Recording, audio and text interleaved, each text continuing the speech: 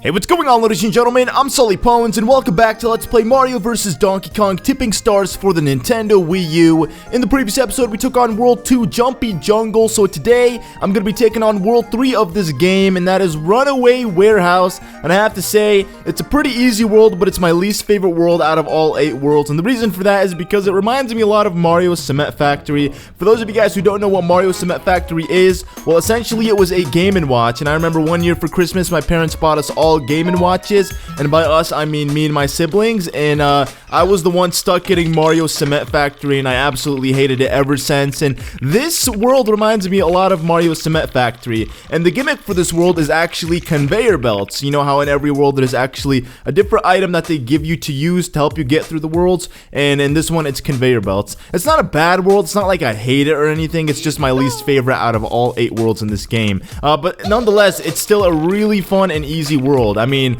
I don't know, between like the first 3 worlds that we've currently played, I mean, this is the 3rd one being that we're playing, I really couldn't tell you which one's the easiest. Probably the first one, just because it is the introduction to this game, but this one's also pretty easy. You just gotta wait for Mario or mini Marios to go to their designated spots, and then you just switch the direction of the conveyor belts, and then that will switch them directions. And I think for this one I gotta double tap it really quick. There we go.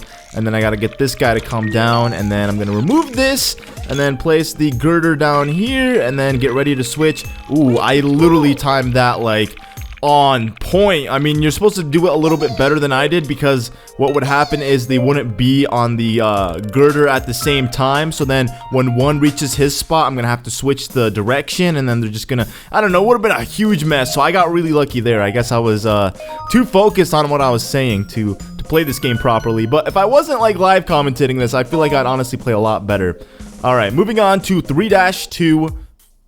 Alright, let's see what we have here. Okay, I think we're good now. So we're gonna hit, first, you have to hit Toad, Mario, Toad, and then we're gonna get rid of that, get rid of this one, and then we're gonna wait until this guy comes up, and then we're gonna put this one here.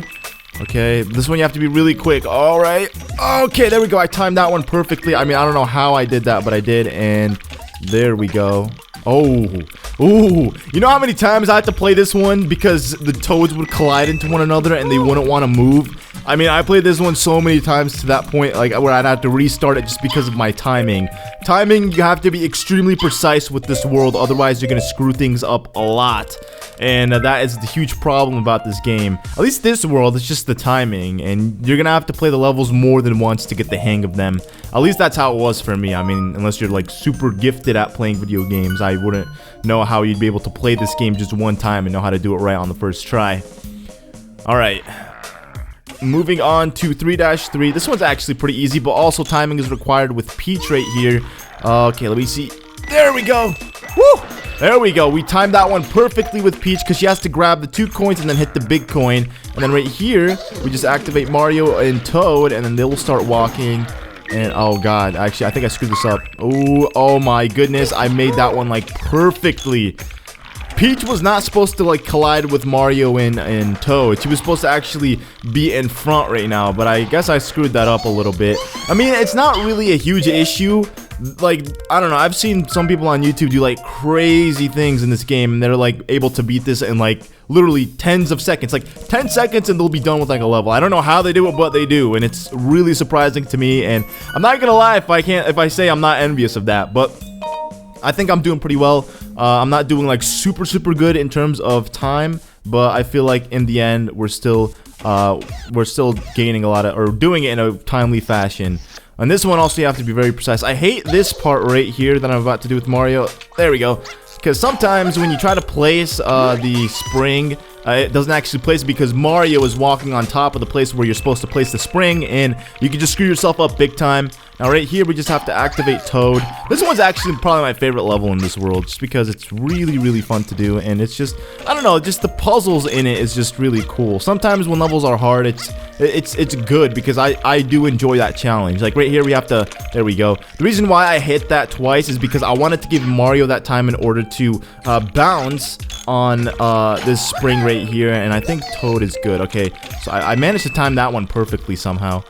I mean, Peach wasn't really running into the wall all that long. Because the first time I played this, I'm not gonna lie, she was like running into the wall for like a solid like 3 seconds before Toad was actually down off the conveyor belt. But they timed it perfectly, I guess. I was able to do it good, which is not bad. So now that we are done with this level, I think we are halfway done. Yeah, we are exactly halfway done with World 3. And guys, believe me when I say this, it gets easier from here on out. So I'm looking forward to the rest of this world. I'm really excited for it. Alright, let's see what we have here. Ooh, this one, okay. This one could be done in multiple different ways. This one, I actually like doing it like this just because the way that I've seen other people play it is just crazy and I can't like mimic the way they do it without like screwing up a billion times. And to prevent that, I'm just gonna do it this way. The idea was, I really don't know how to explain it, like, without like screwing up. Oh god, I almost screwed up there. Okay, let's just wait now. Grab these hammers and then we're gonna wait. Okay, so the other way was supposed to just the other way that we were supposed to do it was we weren't supposed to put that like block or that wall in front of the first Mario. We were supposed to let him cross all the way, and then we were supposed to take the first set of conveyor belts that was going up for the first mini Mario, remove them, and place them up on the second.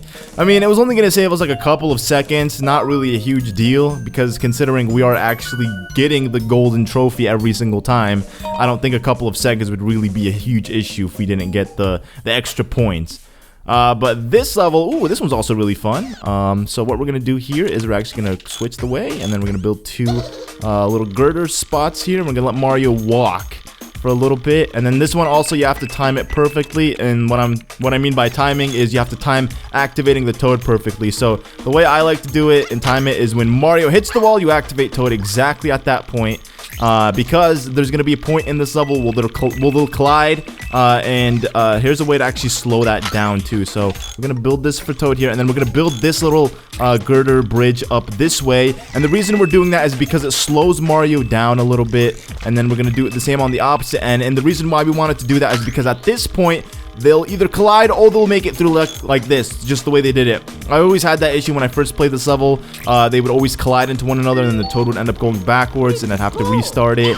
It's all about being perfect. It's all about like timing everything perfectly and being extremely precise with the way you hit things and activate like the mini Marchins, I guess, like Mario, Toad, Peach, or Luigi. I mean, because those are the 4 playable characters in this game so far that we know of. I mean, I'm not gonna spoil anything for those of you who don't want anything spoiled. But moving on to 3-7. Alright, I actually had to cut really quickly because I screwed up, but now I know what I'm doing. It's been a long time since I've played this world, so I did screw up just a little bit, but now I know exactly what I'm doing. So what I want to do, and this is also a very easy level, I'm not sure how I screwed up, honestly, at the first time. You just have to do a lot of things at once, and it can be confusing. So right now, we have this little mini Mario with the hammers. Okay, he ran out of his hammer power, so we gotta be very, very quick at this part right here. So I'm gonna get rid of this, place it in the middle, and then as soon as he grabs this one, break that, deactivate that one, activate this guy, break this, push that one there. Okay, and that one there. Okay, we did it perfectly. Now we gotta get rid of this one, and then place that one there, and then I guess we could get rid of both of these, and then let this mini Mario. Okay, so the way that I did it the first time, I actually screwed up because the one with the key was behind the one that without the key. So if that's the case, they're not gonna be able to get through the door. You have to make sure the one with the key is always the one up front, the one in the lead, the leader pretty much of the team. So we were able to do that one really quickly on my second try. I mean, not gonna lie, I'm kind of upset that I had to restart it, but nonetheless, that's kind of what I get for playing it and commentating at the same time. Now moving on to the final level of Runaway Warehouse World, or 3-8. This one's an extremely easy one. It's like literally a joke. So what we're gonna do is we're gonna get rid of all of these conveyor belts, build this one backwards so Mario can go in reverse, and then activate the Toad. Then as soon as the Shadow Mario goes down, we're just gonna build the conveyor belt going the opposite direction he's coming in from, just so that way he can be stuck walking backwards. Mario's gonna climb down these ladders while Toad follows on this exact path to the ladders, And then as soon as that breaks, I guess I can move that, switch the direction, and then get rid of this one, put it there. I don't know why I put it there the first time if I knew I was going to have to switch direction anyways. But there you have it, ladies and gentlemen. The end of World 3. I mean, it was pretty easy. I'm not going to lie. This game is insanely easy. It's really fun, though, to, like, play it for the first time. Like, I'm really envious of people who are playing this game for the first time just because the thrill of trying to figure out how the levels work is honestly the best part about this game. And, sadly, unfortunately for me, I don't have that anymore just because I've beaten this game multiple times and I've played it so much to the point where I've pretty much memorized how to beat every single level perfectly. So, well, not perfectly, but you know what I mean. Anyways, guys, that will conclude today's episode of Mario vs. Donkey Kong Tipping Stars. Thank you guys all so much for watching. If you enjoyed, remember, leave a like on this video. It would really help show your support for the series. And I will see you guys in the next episode where we will take on World 4.